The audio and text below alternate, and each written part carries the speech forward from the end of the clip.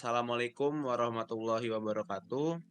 Pada kesempatan kali ini kami akan menjelaskan mengenai Kubernetes, yaitu materi kedua yang akan menjelaskan setelah Docker tadi.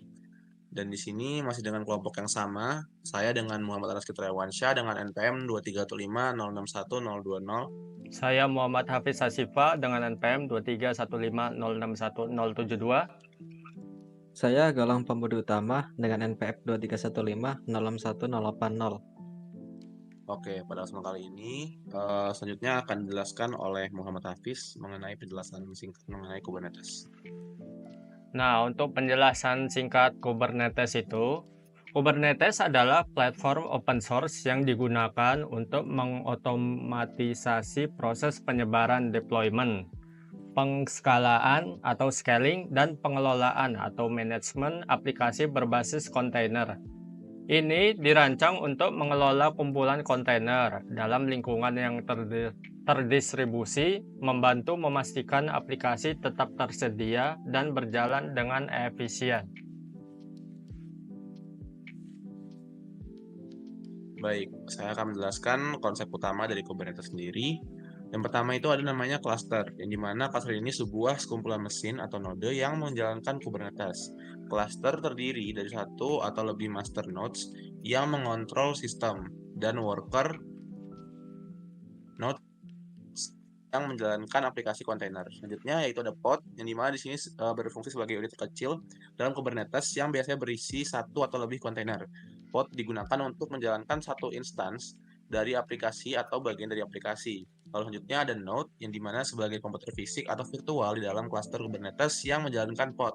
Setiap node dikelola oleh master dan memiliki komponen-komponen untuk menjalankan dan juga memantau kontainer.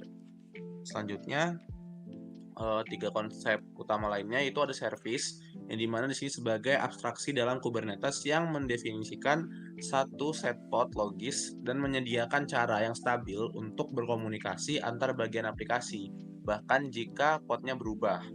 Lalu selanjutnya ada deployment, yang dimana di sini berperan sebagai pengaturan yang memastikan jumlah pod yang diinginkan selalu berjalan dan memungkinkan pembaruan atau rollback aplikasi secara otomatis. Lalu yang terakhir itu ada ingress, yang dimana berfungsi sebagai komponen yang mengatur akses eksternal ke layanan dalam cluster, biasanya HTTP ataupun HTTPS. Selanjutnya akan dijelaskan oleh Muhammad Hafiz. Nah, untuk halaman selanjutnya ada keuntungan menggunakan Kubernetes. Keuntungan utamanya itu adalah Kubernetes memecahkan banyak tantangan operasional dalam menjalankan aplikasi kontainer secara scalable dan andal, terutama dalam lingkungan yang dinamis. Hal ini termasuk otomatisasi, penyembuhan diri atau self-healing, pengelolaan beban kerja, dan penskalaan otomatis berdasarkan kebutuhan sumber daya. Oke, baiklah. Begitu saja presentasi singkat mengenai penjelasan untuk Kubernetes, dan selanjutnya akan ada demonstrasi kembali yang akan dilakukan oleh teman kami Galang. Oke, jadi ini demo dikit tentang Kubernetes. Nah, untuk demo ini kita bakal bikin cluster Kubernetes yang lokal. Nah, sebelum mulai pastiin kalian udah ada Docker version, ada kan? Setelah itu jangan lupa install Minikube. Nah, ini digunain untuk kita bikin clusternya. Version udah ada. Minikube version. Nah, selain itu perlu juga yang namanya kubectl. Nah, untuk Docker Minikube kubectl itu kalian bisa siapin sendiri.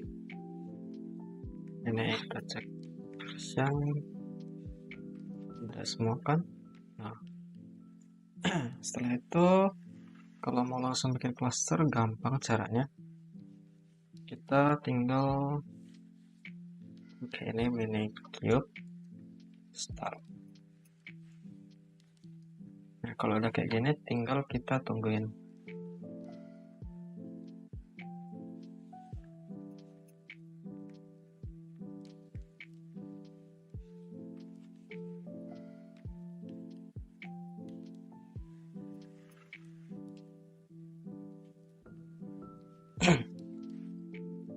Ya, kalau kalian bingung tentang cara pakai komen-komen di CLI kayak gini, kalian bisa cari.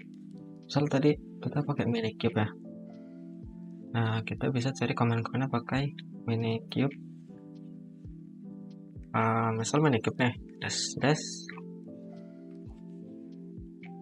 Nah, di sini ntar kita dikasih kayak list basic tentang cara pakai Minikube-nya. Tadi kan pakai Minikube start nih.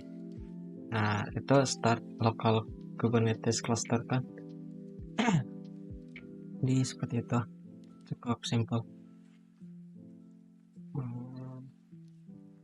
Ini masih preparing.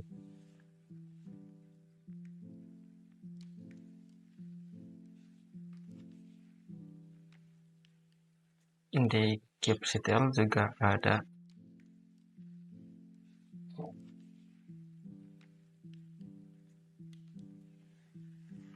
kubectl create expose ransom. Untuk di Docker juga ada.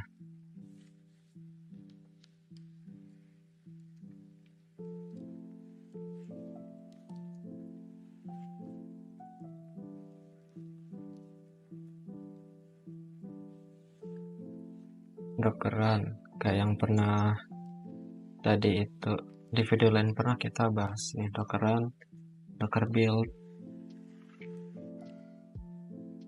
Cek lagi, masih belum selesai ya.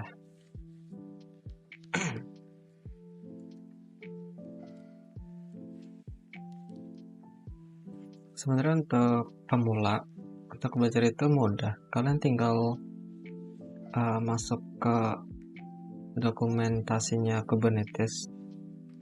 Nah, untuk demo ini aku pakai ini, creating deployment. Jadi untuk demo ini, contoh yang aku pakai itu ini, ada di dokumentasi Kubernetes-nya, di bagian deployment, kalian scroll ke bawah, creating a deployment. Nah, dari sini. Ini masih belum selesai juga.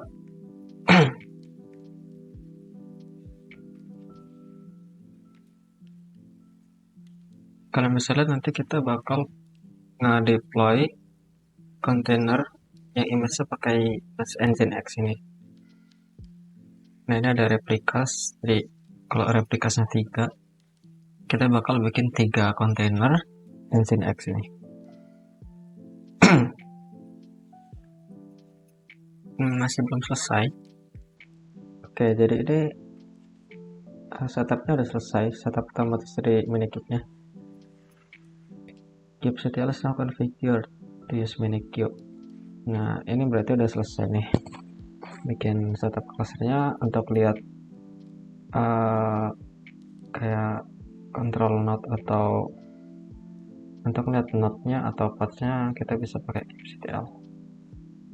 Misal pengen lihat node-nya ini ada apa aja, kita bisa kubectl get node.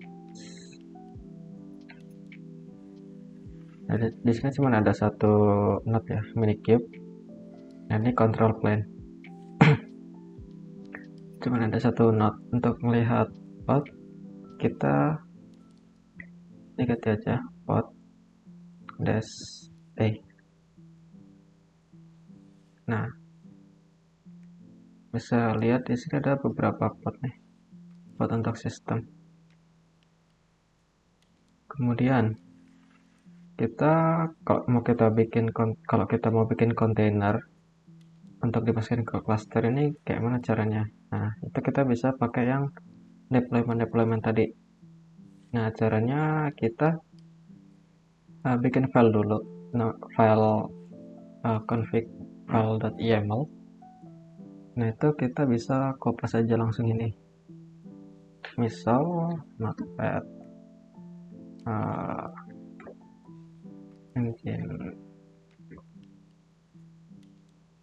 Nginx deploy test. Nah, untuk salah, bentar. Ini jangan lupa YAML-nya. Yang tadi ditutup dulu. Bentar. Nah, setelah itu baru kita kopas semua ini.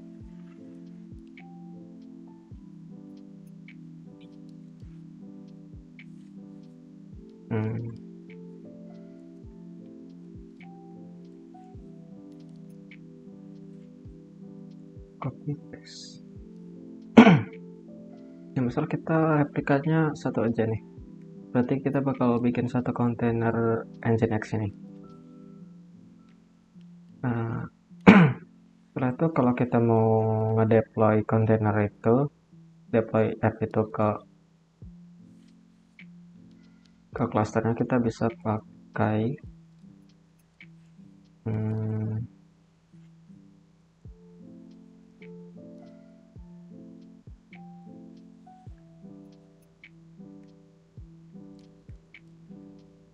kita clear dulu. Nah, kita bisa pakai command kubectl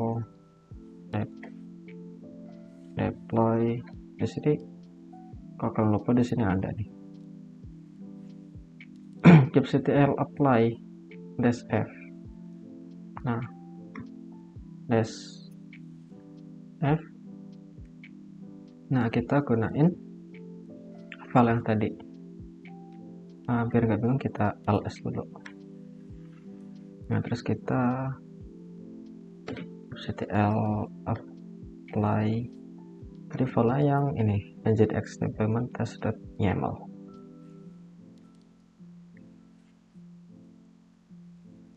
Teks. Nah, yang ini pakai flag.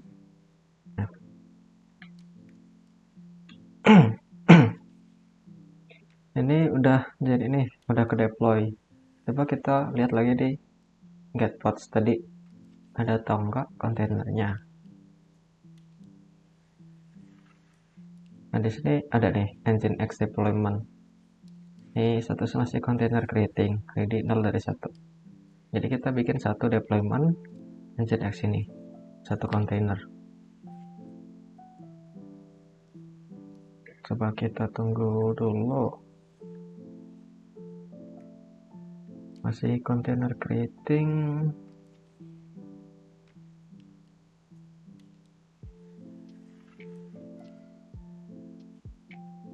Masih juga.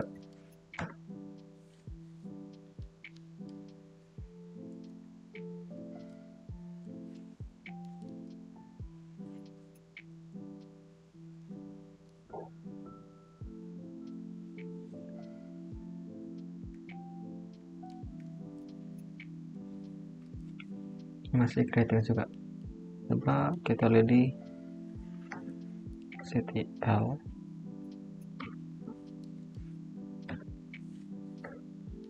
deployments. Salah ketik.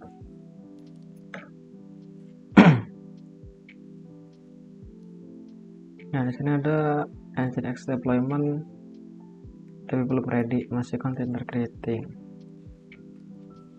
Ini tergantung PC kalian sih. Kalau PC-nya kurang oke, ya bakal agak lama.